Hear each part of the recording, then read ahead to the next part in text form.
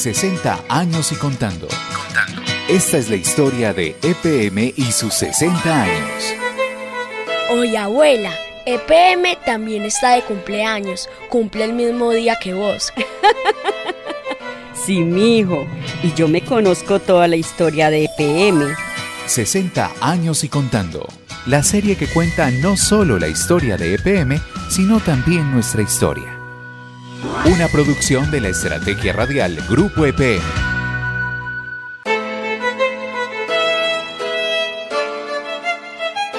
Cuenta una leyenda que en Colombia existe una ciudad llamada Medellín que goza de buenos servicios públicos domiciliarios.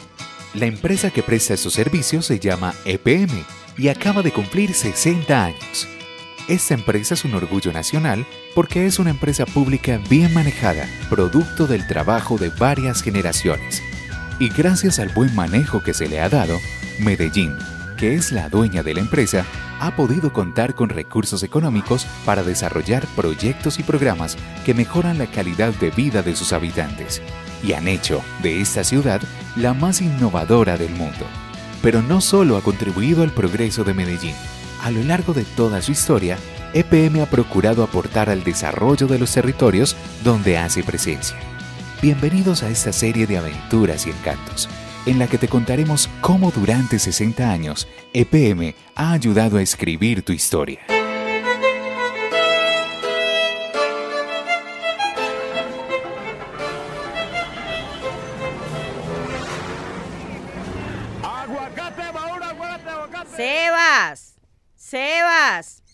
Sebastián. Señora. Ven un momento que te necesito.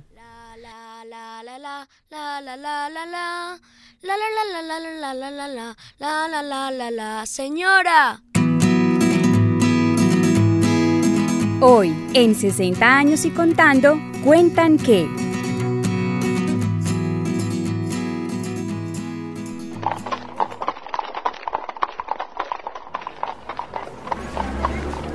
Ven, Sebas, y te me tomas este juguito, que con este calor te me vas a deshidratar. Ay, gracias, Abue, qué linda. Qué calores tan horribles están haciendo, mi amor.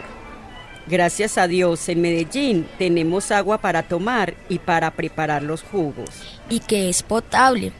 Esta semana nos contaron en la escuela que en el mundo hay lugares que no tienen agua y la gente se está muriendo de sed. Hablando de agua potable, se me va a pasar a lo EPM. En Alo EPM, formas de educar, aprende y comparte. En Alo EPM, siempre encontrarás el espacio perfecto para conversar. Cumpleaños feliz,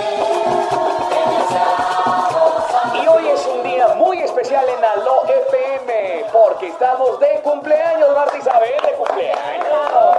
Oye, abuela, EPM también está de cumpleaños. Cumple el mismo día que vos. ¡Qué casualidad! Con razón, eres la abuela EPM. Sí, mijo. Y yo me conozco toda la historia de EPM.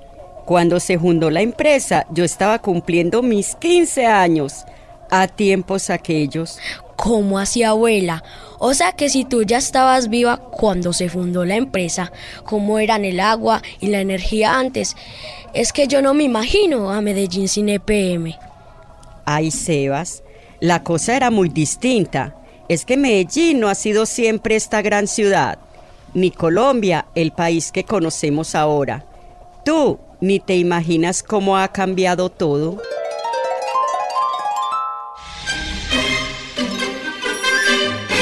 Libertad.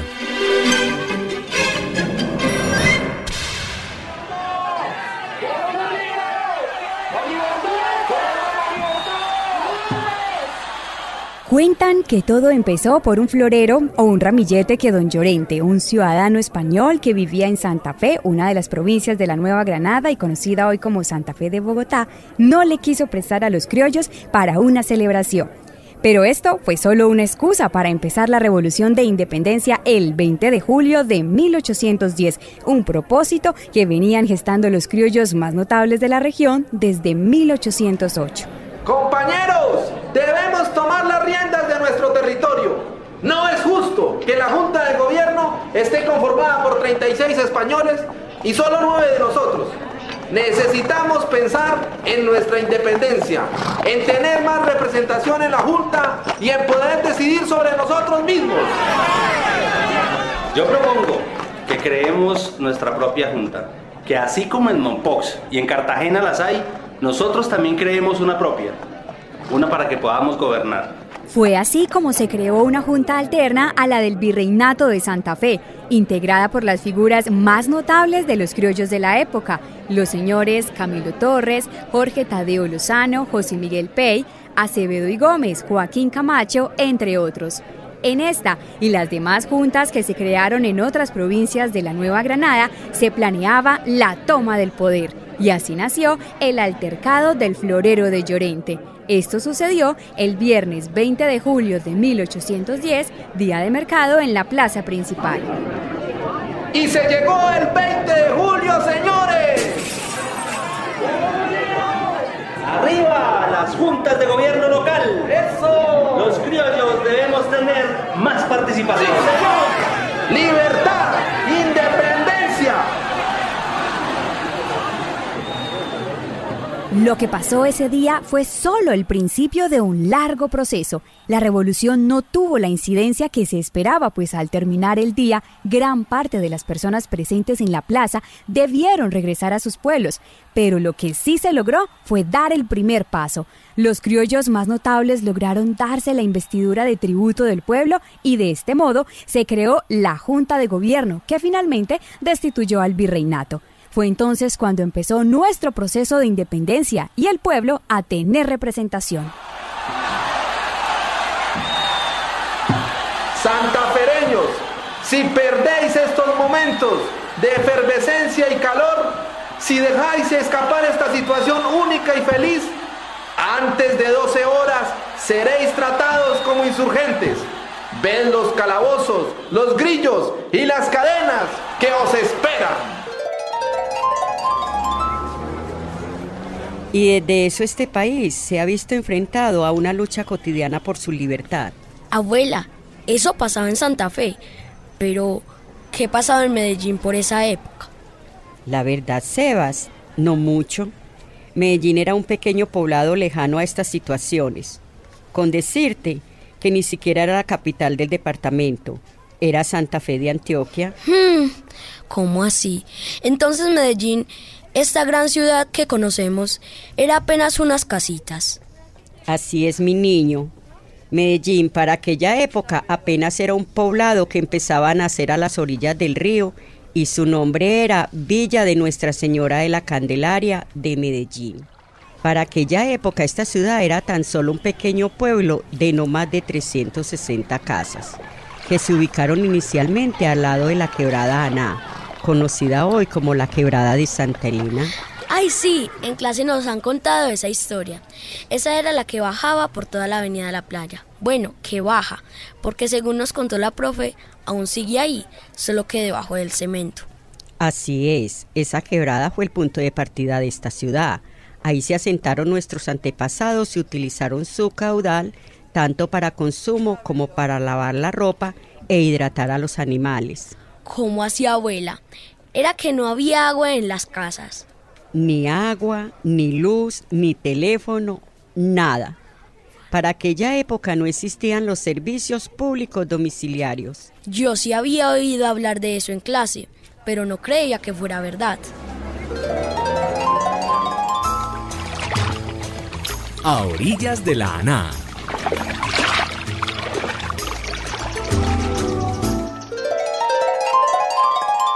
Quiero hablar un poco del proceso de conformación del primer asentamiento del Valle de Aburrá, porque entre la quebrada Aná y el río Medellín.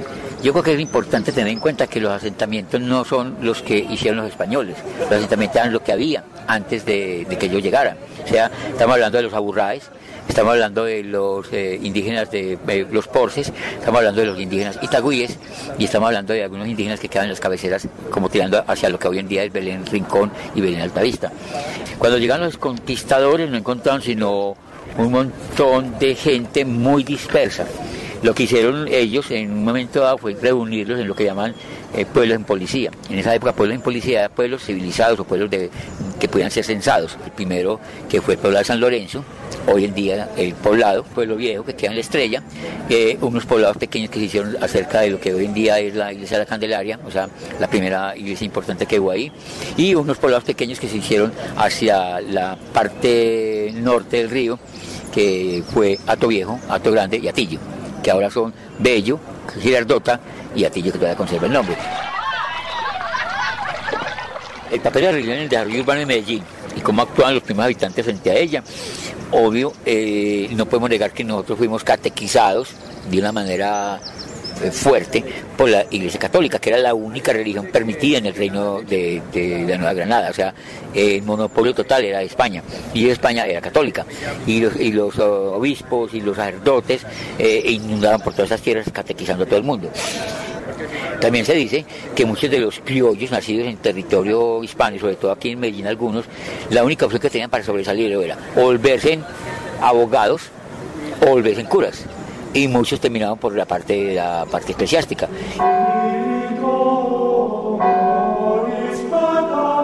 Las calles eran estrechas, empolvadas. Había una calle muy importante que además la calle del Carretero, que salía exactamente de donde hoy en día es San Juan, y por todo el Carretero, que hoy en día es Carabobo, salía hasta lo que eran las postrimerías de la ciudad, que después fundaron en toda la postrimería, en toda la parte norte, fundaron el cementerio San Pedro. En 1848 más o menos fundaron el cementerio San Pedro. Había una calle que se llama la calle de la Amargura, que es exactamente la calle de Sacucho. No había todavía pavimentación y toda cosa. En épocas de invierno era un pantanero, en épocas de verano era un polvero. En esa época podríamos decir que estamos hablando del finales del siglo XIX. Las obras más grandes eran las casas de segundo y tercer piso. Pero en todo lo que es hoy en día Ayacucho, calle de la Amargura, en ese entonces aparecen las primeras cervecerías. Y ya eran edificios, tapia revocada. ¿Cómo era la vida política? ¿O quiénes gobernaban y cómo lo hacían? Pues había familias muy prestigiosas que gobernaban, tenían el derecho a ser juez pedáneo, ser alcalde, tenían derecho a las rentas, tenían derechos a los impuestos de caminos reales, o sea, los caminos reales pagaban impuestos. No había votaciones, no había pues derecho a votación, sino que entre las mismas familias más prestantes elegían a quien supuestamente los debía representar. Entre eso había muchas envidias, reyertas, dificultades, pero quien tenía el ejercicio y la potestad era el que más tenía tierras, y el que más tenía tierras se exigía que fulanito tal fuera su representante. La capital de la provincia de Antioquia se define primero por la cantidad de familias prestantes que llegaron acá, y segundo porque veían que la capital de Santa Fe de Antioquia había perdido prestigio, ya había perdido, digámoslo, capacidad de aportarle a la corona lo suficiente, y segundo porque era un territorio absolutamente lleno de posibilidades agrarias, o sea, esta era una despensa.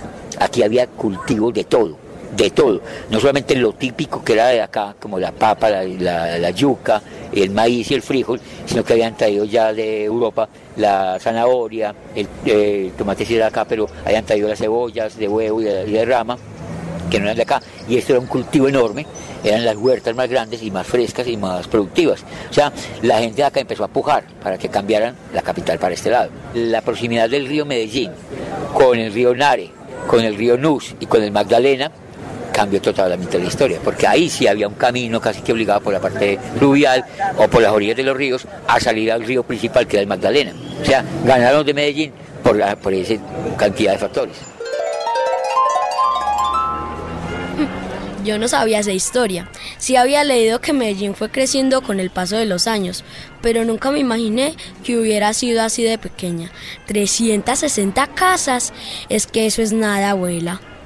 Sí, Sebas, así resulta difícil de creer. Medellín empezó como un pequeño caserío, donde algunas personas se establecieron para mejorar sus condiciones de vida.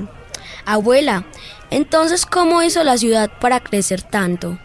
Pues pasó que por la riqueza de todas estas tierras, muchas personas de otros pueblos y del campo empezaron a llegar aquí y así. ¿Y tú, cómo llegaste, abuela? Yo llegué muy pequeñita. Mi papá se vino con toda la familia en busca de nuevas oportunidades. Yo te he contado que nosotros vivíamos en la finca, ¿verdad? Sí, señora. Pues bueno, En el campo muchas veces la gente tiene otros sueños y el de mi papá era tener su propio negocio. Por eso fue que nos vinimos para la ciudad a probar suerte. Aunque como te digo, yo estaba muy pequeña y la verdad no me acuerdo mucho. De lo que sí me acuerdo fue de cómo era la vida antes en mi adolescencia. ¿Y cómo era, abuela? Cuénteme. La vida era muy distinta.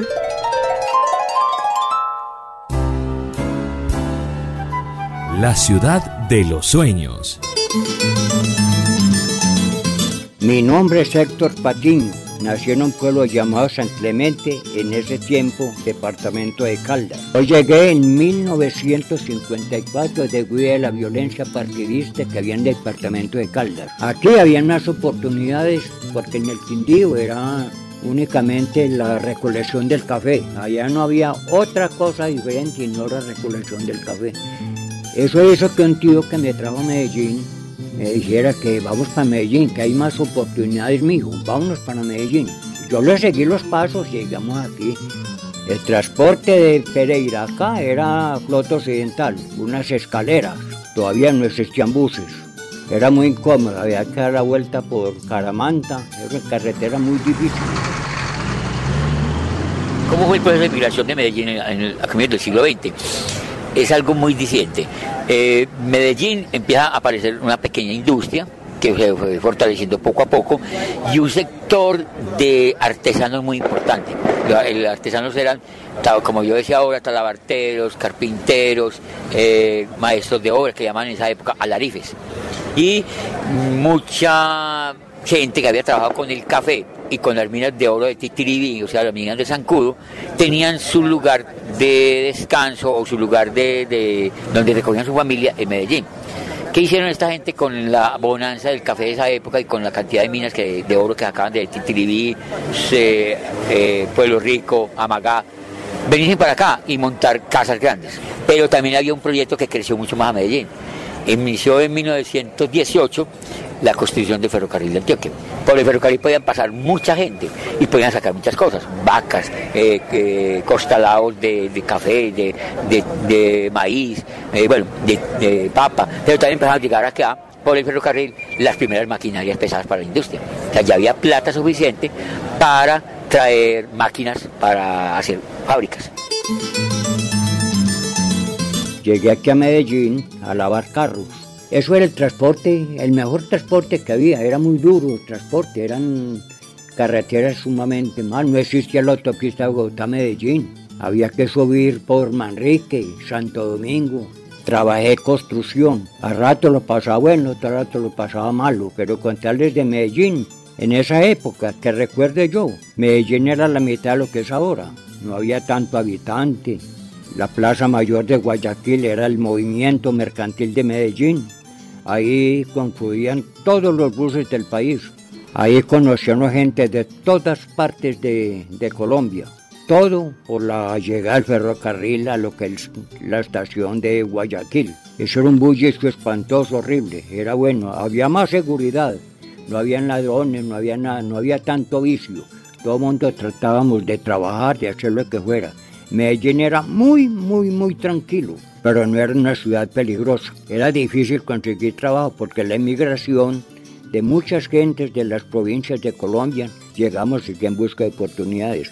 Yo vi uno de ellos. Pues cuando llegamos aquí no existía en la Avenida Oriental, no existían las plazas minoristas, no existía absolutamente nada de eso. Todo era mangas, potreros. Uno nunca se imaginaba que Medellín iba a ser lo que es ahora, jamás. Ya con metro, con transporte, con mucha modernidad, muchos centros comerciales, muchas cosas nuevas. La configuración del hogar campesino, porque Medellín era un sitio muy campesino hasta los años 20 o 30, empieza como a quedar varias dicotomías. Por ejemplo, en Frutos de mi tierra, de Tomás Carrasquilla, habla un poco de eso, de cómo muchas familias empezaban como a crearse las falsas ideas de la moda. O sea, los peinados franceses, los zapatillos, las zapatíticas de charol, los zapatos no eran comunes para nadie. casi todo el mundo andaba descalzo. Y los ricos andaban con zapatos de charol, los zapatos de cuero, y con una ropa indomingada, casi siempre muy fina, muy europea, pero no era lo común de todo el mundo. Pues con el ferrocarril vas a traer mucho más textiles, a traer muchas más telas y muchas cosas, entonces aparece mucho más una expansión del modelo de rico que se convierte en el modelo de clase media tirando a pobre. O sea, ya todo el mundo empezaba a usar el cachaco, y botaron su ruana, y botaron su sombrero, ya empieza a crearse un modelo, digamos, de relación social que va más allá del estereotipo familiar. Hacia adentro de la casa había unos moldes rígidos de comportamiento, hacia afuera había una noción de distinción y de elegancia que había que sustentar a cualquier precio. Ya como a los 4 o 5 años, ya un señor me dijo que me ayudaba a colocar una empresa. Ahí logré conseguir una pensión. Trabajé durante 28 años. Después me retiré y me puse a trabajar de cuenta mía. Cuando ya me había casado, habían 3 hijos. He vivido feliz y hasta el momento estoy bien en Medellín. No, yo me demoré mucho tiempo para conseguir novia. O novia sí tuve, pero que llegara a pensar en el matrimonio, una sola. Por el 1963 conseguí lo que es una novia, que es la esposa mía hoy. Nos casamos el 20 de diciembre de 1965. Hasta el momento hemos vivido felices y muy contentos. ¿Cómo están conformadas las familias? Anteriormente había una relación, digámoslo, de patriarca y matriarcado. Seguían siendo unas familias muy rígidas, muy católicas, muy conservadoras, pero también muy aguerridas. Pero con el movimiento migratorio tan fuerte que hubo con el ferrocarril, las cosas se fueron descomponiendo un poco. O sea, las familias prestantes cambian de lugar. Y al cambiar de lugar, las casas antiguas terminan siendo pensiones, moteles o hospedajes. Los obreros tenían un estricto control religioso, fabricato, tejicóndor, coltejer, telsa, vicuña, tenían siempre un personal que era el capellán de fábrica. Y el capellán tenía estricto modelo de conducta en las familias, y quien se saliera de esos modelos de conducta lo echaban del trabajo. O sea, tenían un control moral, y las familias de los obreros eran más o menos de un carácter muy religioso, tenían la obligatoriedad de ir a la procesión del Señor, que era obligatorio para todo Medellín, pero también se generó unas situaciones, digámoslo, de cohesión familiar que se estaba desperdigando. Si uno lee, por ejemplo, la novela de este señor Botero, que es una novela muy famosa, Una mujer de 4 en conducta, muestra más o menos lo que era una Medellín que se estaba descomponiendo. Llegaba gente de los municipios a buscar trabajo en las casas de los ricos. Es lo mejor que tiene Colombia, y nunca me ha pesado haber llegado a Medellín. Vivo feliz en Medellín. La vejez, la edad hace que uno piense en estar en una parte más tranquila. A Medellín le agradezco todo. Yo a Medellín lo quiero mucho y lo admiro, porque es la admiración de mucha gente en el país. Nadie que venga de otra parte a Medellín se va hablando mal de Medellín. He hablado con mucha gente y me dicen igual a Medellín. No hay. Nos mantenemos al día con todo. ¿Ves? Aquí tenemos grandes servicios.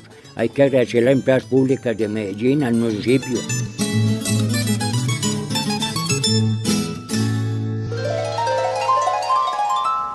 O sea que esta ciudad se fue poblando poco a poco con las personas que iban llegando de otras partes a buscar nuevas oportunidades.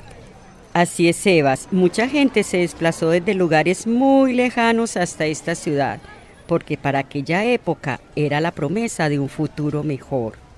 Ah, bueno, y entonces ustedes también llegaron esperando encontrar nuevas oportunidades. El bisabuelo esperaba encontrar en esta ciudad una vida mejor. Sí, Sebas, así es. Abuelita, ¿y lo lograron? Pues a ver, Sebastián, ¿yo qué te digo? Pues yo creo que sí. Igual uno nunca sabe cómo hubiese sido la vida si nos hubiéramos quedado en la finca. Pero de lo que sí estoy segura es que si me hubieran puesto a escoger cualquier lugar en el mundo para volver a vivir, sin pensarlo 2 veces, elegiría a mi Medellín. Esta ciudad nos ha dado todo. A mí me ha llenado de enormes alegrías y me ha permitido hacer mi sueño realidad y los de mi familia. Y me imagino que así como ustedes, muchas otras familias llegaron a poblar este valle.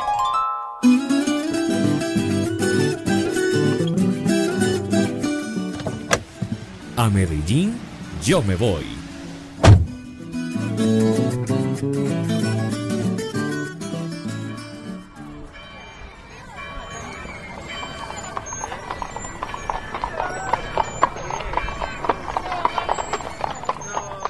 Año 1890. Ay, mijo, a mí sí me da mucho miedo dejar la finquita, ¿pa' qué? Es que póngase usted a pensar, ¿qué vamos a hacer aquí? Tranquila, mija, vea que este lugar está progresando mucho. Usted misma ha escuchado todo lo que han dicho de Medellín. Y pues nosotros no íbamos a hacer los de menos y quedarnos fuera de las oportunidades. Pues sí, pero vea que en la finca teníamos todo a la mano. Aquí yo ni siquiera sé a dónde debo de ir a recoger el agua. Además hay mucha gente y me da miedo que el niño se me pierda.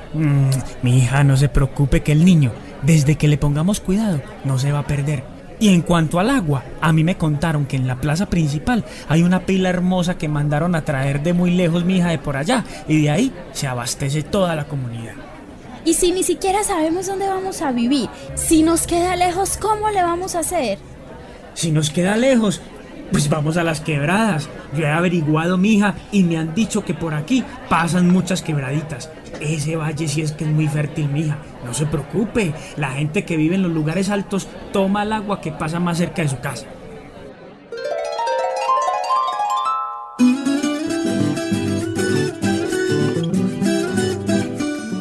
Para el año 1898... ¡Mija! ¿Qué le pasó, viejo? ¿Por qué viene así tan agitado? Imagínese que me acabo de enterar de una noticia que le va a poner muy feliz, mija. ¿Y eso qué es mío? Cuente a ver. Pues imagínese, mija, que ahora que estaba por la plaza principal, escuché que me van a empezar a distribuir el servicio de energía eléctrica, mija. Vamos a tener luz en la casa y en los barrios, mija. Ay, ¿qué es esa noticia tan maravillosa, mijo? ¡Qué alegría! Ahora sí no vamos a tener que volver a prender esas velas de cebo que tanto daño le hacen a la niña. Es que me le alborotan esa alergia a la pobre criatura, pero horrible. Mija, pero ¿sabe qué es lo más bueno también de eso? Además, va a contribuir al desarrollo de la ciudad. Y también escuché que en la planta de energía están buscando nuevos trabajadores, mija. Yo sí me vas a presentar. Qué dicha, mija, sería conseguirme un trabajito oficial. Esto del desarrollo, mijo, me está gustando mucho, Ave María. Es que me acuerdo que ya hace 8 años que llegamos de la finca y en todo este tiempo, además de la niña, han llegado un montón de cosas maravillosas a nuestras vidas.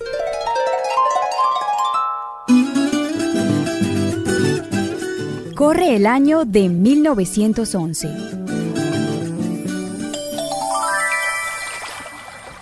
Vecina, buen día, ¿cómo amanece? Ay, pues ¿qué le digo? Pues bien, para no molestarla. ¿Cómo así, doña Maruja? ¿Qué le pasó, pues? Nada, mija, no se preocupe. Lo que pasa es que a uno le van pasando los años y pues ya la energía no es la misma. Eso sí es verdad, Maruja. Y uno todos los días en este trote, es que la quebrada siempre queda muy lejos. Ay, doña Maruja, ¿y usted con esos canastados de ropa que trae todos los días? Ay, es que en mi casa somos muchos, mija, y esos hombres ensucian ropa que da miedo. Vecinas, buenos días. Buenos días. ¿Qué más, Doris? ¿Cómo le va, mija? Muy bien, dichosa doña Maruja. Y eso, vecina, ¿a qué se debe tanta alegría? ¿Cómo así? ¿Ustedes no se han enterado? ¿De qué? ¿De qué? Que estas son nuestras últimas lavaditas en la quebrada. ¿Cómo así, querida? Y es que ya se inventaron un aparato para que lave por uno. Bueno, la dicha no es tanta, pero imagínense en que andan anunciando por todas partes que la empresa de acueducto ya es un hecho, por lo que van a llevar agua a todos los sectores de la ciudad. Ay, no. ¿Qué es esta dicha? Razón tenía mi marido cuando me dijo que esta ciudad era el progreso.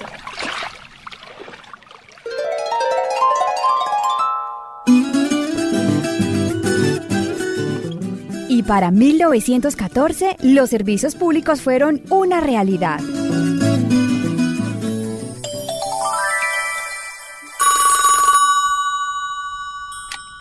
¡Prima!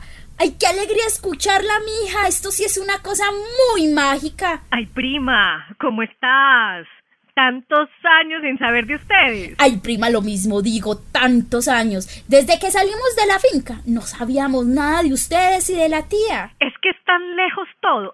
Ay, eso sí es verdad. Pero ahora con esta maravilla del teléfono, ya nos podemos seguir comunicando. Ay, prima, es que con esto del desarrollo todo es como más bueno y también más fácil. Pero venga, cuénteme, ¿cómo es que es Medellín?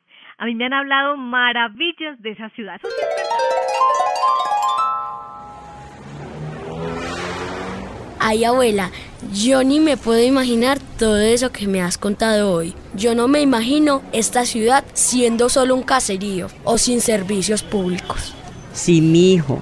La industrialización nos convirtió en ciudad y poco a poco fue llegando todo lo que ahora tenemos. La luz, el agua, el teléfono y el gas. Y pues mire que ya hasta internet tenemos en los parques. Es que yo amo a mi Medellín. Yo también quiero mucho a mi ciudad y ahora más que nunca me siento orgullosísimo de ella y de las personas que con tanto esfuerzo lograron que con el tiempo todo empezara a hacerse realidad. Claro, mi hijo, por personas emprendedoras y por empresas como EPM, esta ciudad ha logrado ser un lugar donde se pueden construir los sueños. Ay, abuela, hablando de EPM, ven terminemos de escuchar el programa. Y ya al final de nuestro programa nos vamos con nuestra última sección, mejor dicho, y entonces. Mejor dicho, y entonces. Mejor dicho, así vamos llegando al final de nuestro programa por hoy, pero no queremos dejar pasar esta celebración de nuestros 60 años sin compartirla junto a una de nuestras más fieles oyentes. Entonces, estamos hablando ahora con la abuela de EPM, doña Emilia Pérez Montoya, que justo hoy ella también está de cumpleaños. Así que un feliz día para nuestra querida abuelita, ¡feliz cumpleaños! Y para todos ustedes, recuerden que Aló EPM es el espacio perfecto para conversar. En Aló EPM siempre encontrarás el espacio perfecto para conversar. Han pasado 60 años y seguimos contando.